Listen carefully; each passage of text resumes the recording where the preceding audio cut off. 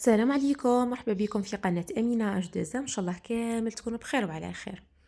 اليوم حنشارك معكم وصفة من حلويات العيد اللي تجي بزاف بنينة هشيشة معسلة الله الله، واللي تحمر لكم وجهكم.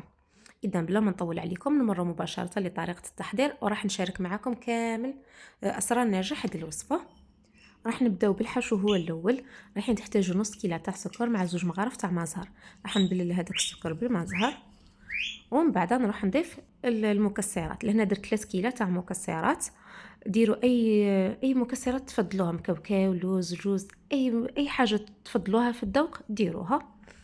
انا درت 2 كيلات تاع جوز مع كيلو تاع لوز مع رشه تاع لافاني مع مغرف دايبه تاع دهان تاع زبده، صفار بيضه، وراح نخلطهم مع بعض.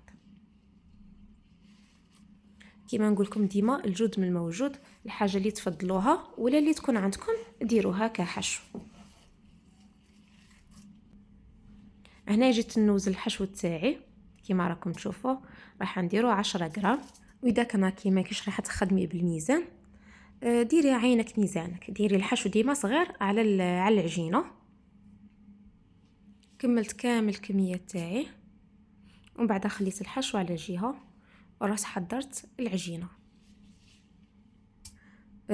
وفيما يخص العجينه راهي فيها مقادير بسيطه، دوك كي تشوفوها تفهموا. هنا راح ندير 2 كيلات تاع سميد يكون متوسط، راح نزيد معاه كيلة تاع فارينة،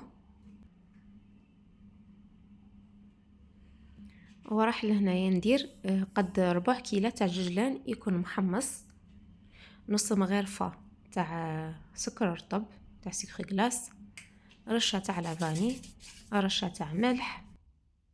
نخلط النواشف كامل مع بعض. من بعد نروحو نجمعوا العجينه تاعنا. هنايا راح نستعمل سمن المدينه تاع بلادنا الله الله. درت نص كيلة تاع سمن وكملتها بالزيت. الكيلة هذه كملتها بالزيت، بصح كيما راكم تشوفوا ما عمرتهاش كامل حتى الفوق، درتها ناقصه بصبع هكا باش نضمن باللي الكاطو تاعي ما ينتحليش وما يجيش بزاف مبسس، باسكو يتفتت غير وحده. ومن بعد راح نقعد هكا نبسس في داك السميد تاعي مليح مليح، ونروح نجيب الماء والماء زهر. راح نليم العجينه تاعي بالماء وماء زهر، درت نص ماء ونص ماء زهر.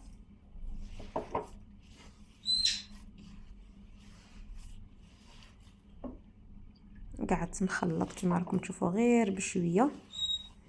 وهنايا على حسب كل نوعيه تاع السميد، دوك نعطيكم لاستيوس كيف تعرفوا باللي العجينه تاعكم سي بون. شوفوا تشوفوا فيها خطوطه بويدين كيما راكم تشوفوا معايا، تماك تعرفوا بلي العجينه تاعكم راها مليحه.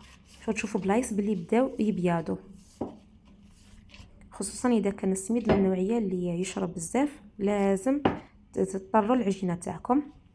انا طريتها مليح، ومن بعد رحت شكلتها كوريات وزنت كل وحده درتها 27 غرام. وكما قلت لكم اذا كان ماكمش راح تستعملوا الميزان، ديروا الحبه تاع العجين تاعكم تكون كبيره على الحشو. هذا ما كان كما كانوا يخدموا بكري بعينهم ميزانهم. وهنا كيما بديت نخدم راح جبت سيلوفان وبديت نغطي في العجين تاعي باه ما ينشفليش.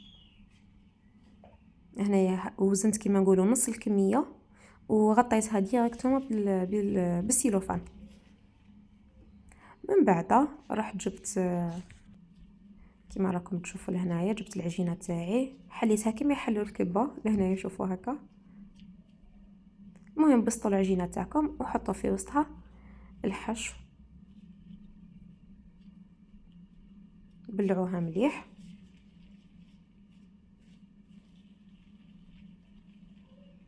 باش تضمنوا بلي هذوك الفراغات في الوسط شغل هذاك الهواء يخرج.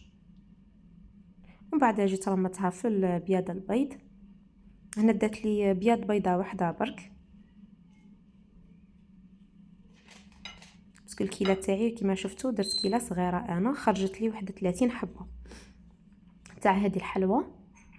بعدها جبت المول لهنايا، هذا المول اللي راكم تشوفوا فيه جايك شغل على شكل هكا ورده. شوفوا نتوما المول اللي يعجبكم ديروا به. ماشي شرط هذا المول، بصح المول اللي يعجبكم ديروا به. طبعت الحبات تاوعي وحطيتهم في البلاطو اللي فيه بابي كويسون. بعد ما طبعت كامل الحبات لهنا واش ديروا، ديمولوا الحلوى تاعكم قبل ما تدخلوها للفوغ. ديمولوها، شوفوا انا ديموليتها وخليتها في وسط البرد هكا، نقول واحد 2 سوايع قبل ما نطيبها. بهذيك الزبده هكا تشد روحها مليح والحبه تاع الكاطو تاعكم تتماسك. ومن بعد دخلتها طيب، شعلت عليها من فوق ومن تحت مع بعض على 160 درجه لمده 30 دقيقه، حتى اللي حمرت لي من تحت ومن الفوق ودات هذاك اللون المليح. هنا لازم تعسوا روحكم باسكو الججلان راهو لو كان تغفلوا عليه تسيبوه تحرق.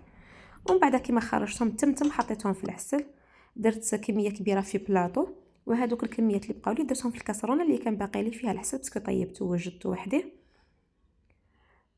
وشوفوا لي لهنا الحبه كيفاه تجي بزاف بنينه. هذاك الذوق تاع الججلان مع هذاك الحاش، واش نقول لكم، هذه الحلوى تجي بزاف بنينه، تجي قراف بنينه. جربوها وعينيكم مغمضين. سلام.